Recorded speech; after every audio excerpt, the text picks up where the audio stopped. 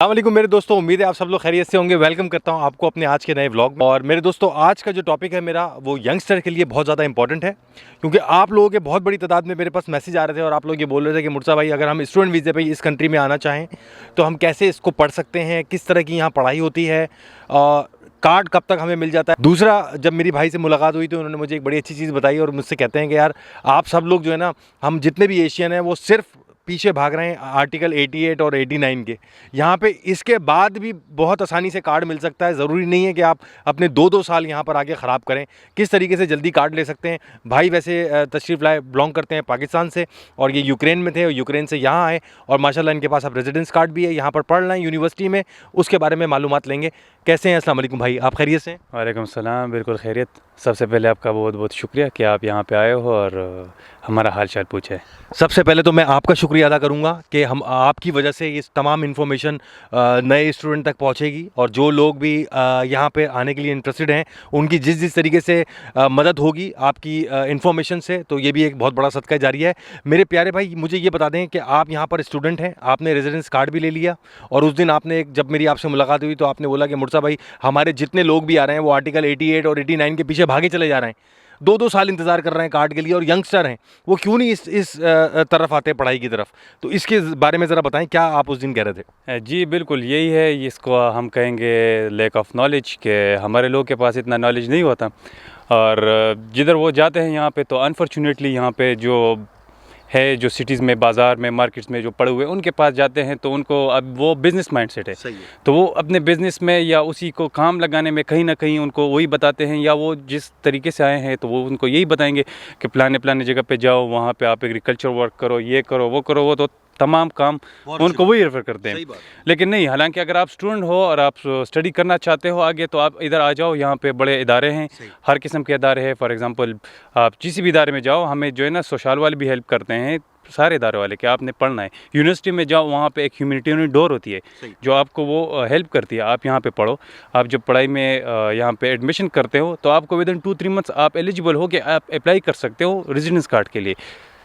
मेरे दोस्तों, कितनी अच्छी बात इन्होंने बताई है कि बजाय इसके कि आर्टिकल 18(8) और 89 के पीछे, अपनी फ़ाइल लॉक कराने के पीछे आप लोग भागते फिरो जितने यंगस्टर आ रहे हैं, और उससे बेहतर है कि आप यहाँ पे किसी भी यूनिवर्सिटी में एडमिशन ले लो। फ़ीस के बारे में भी जानेंगे, और उस एडमिशन का आप डिक्लेरेशन लेके सेफ से बायोमेट्रिक लेकर आप 3 महीने में रेजिडेंस कार्ड ले सकते हो। ऐसे ही है सर? जी बिल्कुल बिल्कुल, 3 महीने में। 3 महीने इसलिए कि आप वैसे विदिन 1 मंथ आप अप्लाई कर सकते हो, लेकिन ये 3 महीने सेफ वाले लेते हैं ना, मिनिमम और मैक्सिमम, इस तरह कुछ एवरेज है इनकी।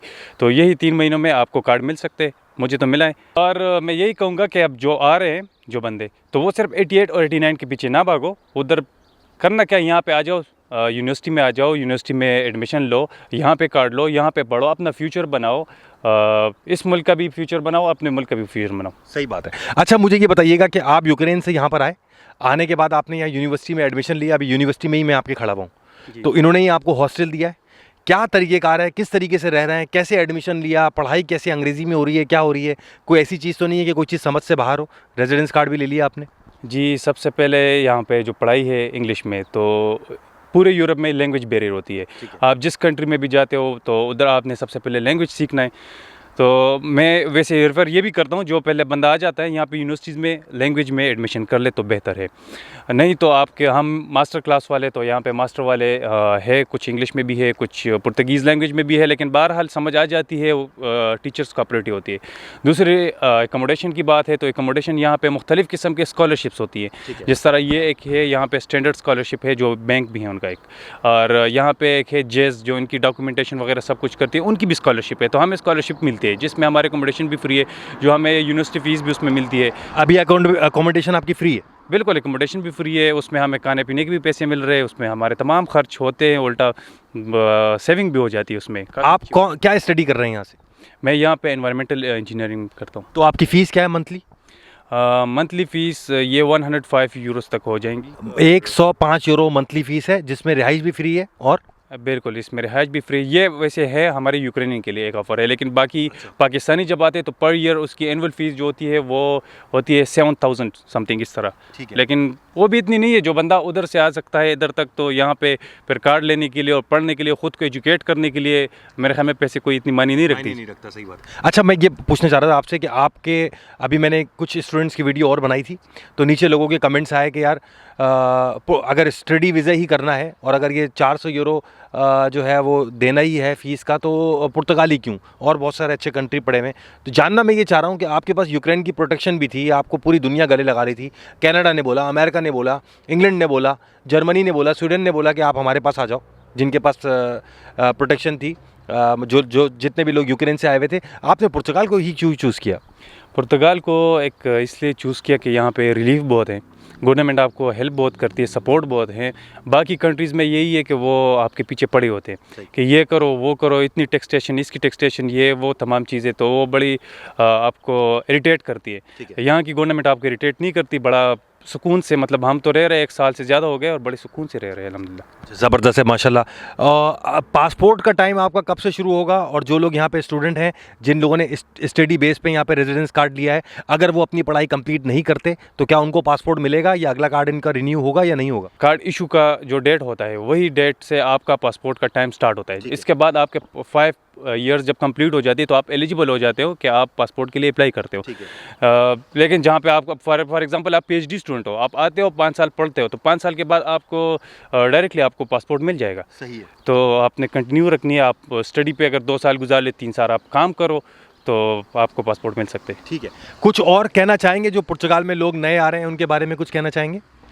बिल्कुल, मैं यही कहूँगा कि आप आ जाइए। सिर्फ 88 और 89 की ज़रूरत नहीं है। 89 तो खैर गुड है, आप बिज़नेस स्टार्ट करना चाहते हो, आपके पास कोई इतना इल्म है और करना चाहते हो, लेकिन फिर उसके अलावा आप स्टूडेंट बेस पे भी आ सकते हो। यूनिवर्सिटीज़ में आओ, यहाँ पे पढ़ो। यहाँ पे यूनिवर्सिटी आपको काफ़ी हेल्प करती है, यहाँ पे तमाम इदारे आपको हेल्प करती है, फाइनेंशियली सपोर्ट भी करती है, टेक्निकली भी हर चीज़ का आपको सपोर्ट मिलती है। हर टीचर बाकायदा आपको ना पर्सनली आपको ईमेल देता है, अगर आपको किसी चीज़ की ज़रूरत है तो आप आ सकते हो, मुझे प्राइवेट टाइम ले सकते हो, मुझसे पूछ सकते हो। तो अच्छा, ये बताइएगा, ये कार्ड आपको जो मिला है, ये 2 साल वाला कार्ड है?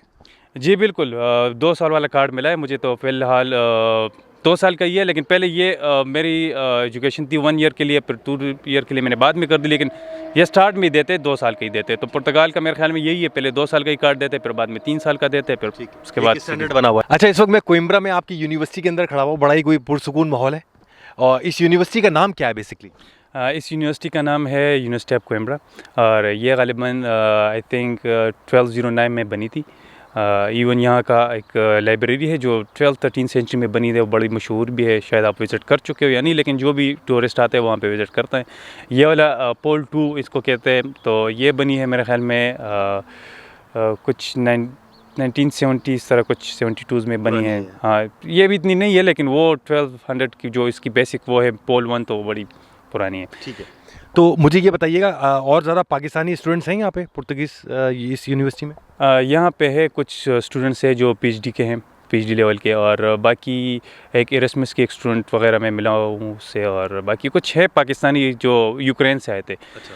लेकिन बहरहाल यहाँ पे एक अच्छी बात यह है कि बाकी यूरोपियन यूनिवर्सिटीज़ में शायद आपको ना देखने को मिले, जिस तरह मैंने यूनिवर्सिटी उधर भी यूक्रेन में भी पढ़ी थी, लेकिन यहाँ पे ये है कि अब हर डिपार्टमेंट के अलग अलग ग्रुप होती है, फिर हम उसके लिए एक चूज़ करते हैं, इसकी इलेक्शन होती है, हम उसके एक प्रेसिडेंट चूज़ करते हैं, तो वो अपना एक काबीना टाइप का बनाते हैं। हमें एक रूम दिया गया है, उसी रूम में हम हर जो इनकी फेस्टिवल आती है उनको सेलिब्रेट करते हैं, यूनिवर्सिटी की तरफ से करते हैं, यहाँ पे करते हैं। फिर साल के आखिर में जो ये पुराने स्टूडेंट जाते हैं तो उनके लिए एक बिग पार्टी हो जाती है, तो वो पूरी सिटी में होती है, वो तमाम यूनिवर्सिटी करती है, उस दिन पे पूरी सिटी लॉक होती है।